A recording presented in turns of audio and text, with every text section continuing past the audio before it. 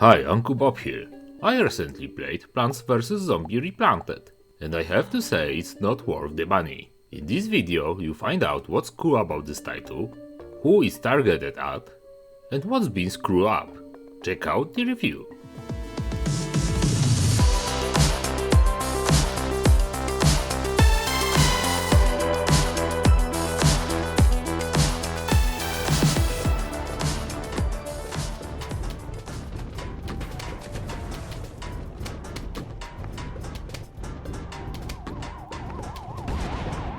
When the original Plants vs Zombies came out, developed by PopCap, which was not yet under EA, it was a clear gem. That was 16 years ago, and I couldn't pull myself away from that version for a long time.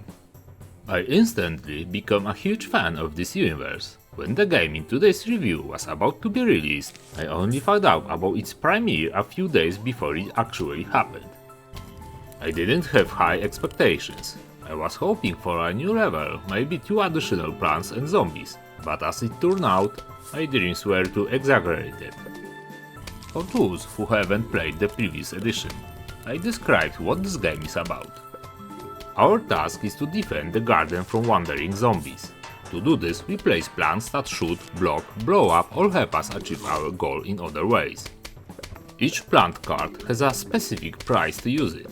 We pay with sun rays, or more precisely, sun balls. We can generate them with sunflowers or mushrooms, and after collecting the right amount, we place the plant on one of the 6 attack lines. We are attacked by the undead with buckets on their heads, doors, pole walls, etc. All these items give the zombies certain abilities, and we have to adapt our defense to the attackers. For example, pole vaulters jump over the first plant, so we have to keep in mind that the second plant will be exposed to a direct attack. The game consists of 5 episodes, each divided into 10 levels. The game features minigames in various variations, such as bowling in the local version, smashing jacks, attacks by tiny zombies, or growing your own greenhouse, which gives you various benefits. Step by step, we get access to a wider range of plants and their upgrades. In total, we have 49 different plants. There are also quite a few attacking zombies, with 25 types wanting to bite into our brains with a whole arsenal of funky items. There is quite a lot of content for the money. The game will easily provide about 5 hours of fun, and that's just for the campaign. Then there are minigames, infinity mode, additional missions, and collecting coins for upgrades to some flowers. So the time spent with this production can easily double. So if this is a new title for you, you can spend your money with peace of mind. But if you already know this world, have played the old version, or what's more, still own it, then the story is completely different. You will pay $20 for only better graphics and a few bells and whistles, and not necessarily well-made ones at that. Let's start with the graphics. Of course, they are pleasing to the eye, with the resolution increased to 4K. And here's an issue that is sure to outrage a large number of gamers. The graphics have been upscaled using artificial intelligence. Immediately, accusations were raised that the graphics had been created entirely using an AI generator. But this turned out to be only partially true. Yes, artificial intelligence was used, but not to create new graphics, but to increase the resolution of tools already existing in the original. Rich Werner, the lead graphic artist responsible for creating most of the characters in the first game, was not even asked to collaborate on this title, thus denying that the graphics presented to prove that they did not use AI were not his work. The shit hit the fan. The internet were flooded with complaints. Some people were bothered by it, others weren't. As with everything, really.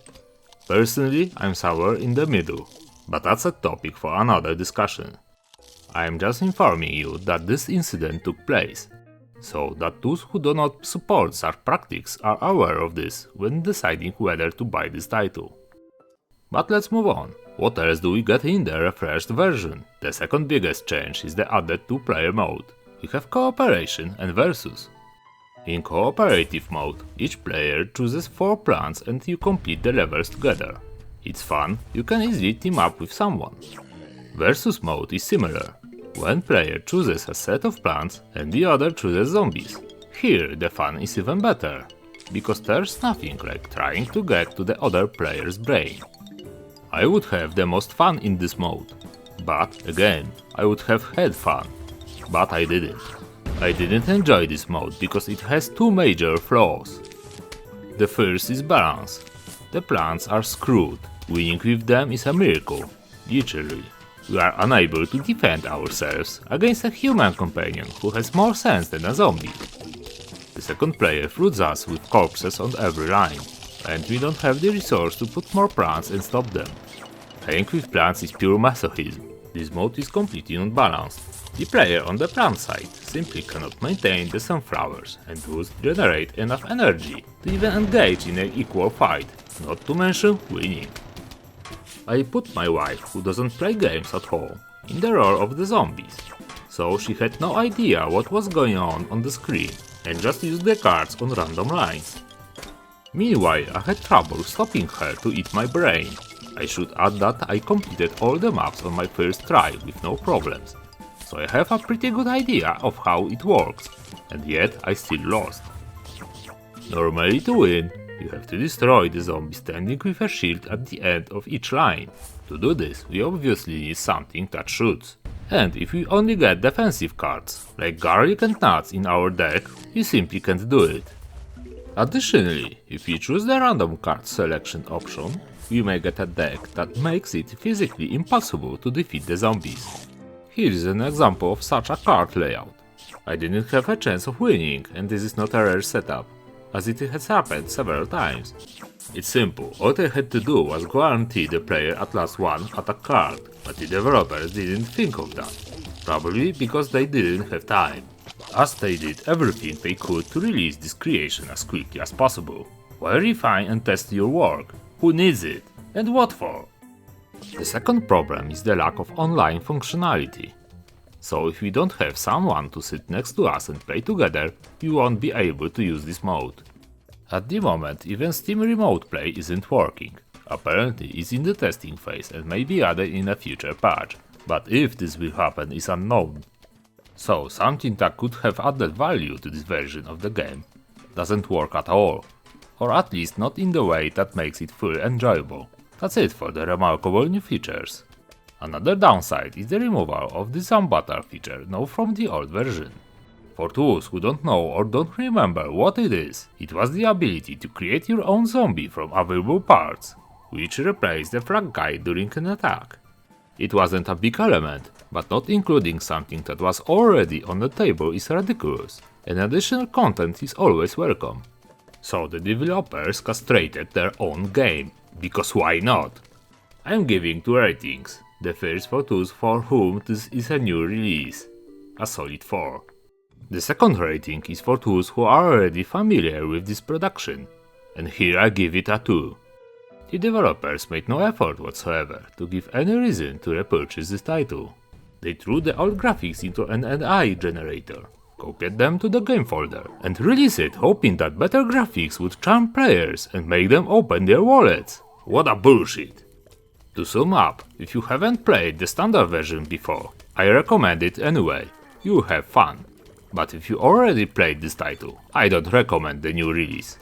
It should be an update, or at most DLC, but as a full-fledged title that the developers didn't put much work into, and want almost $20 for, I say no no no. If I didn't need to play this title for a review, I would have returned it after the first hour. It's simply a waste of money. I recommend waiting and watching to find out if they will at least add working Steam Remote Play and fix the balance in multiplayer, because that's the only thing that gives this production any value. As a side note, I add that the old version works flawlessly on Windows 10 and costs $5. So is it worth paying over $15 for a package with textures? In my opinion, no. But everyone can answer that question for themselves. That's all for today, bye.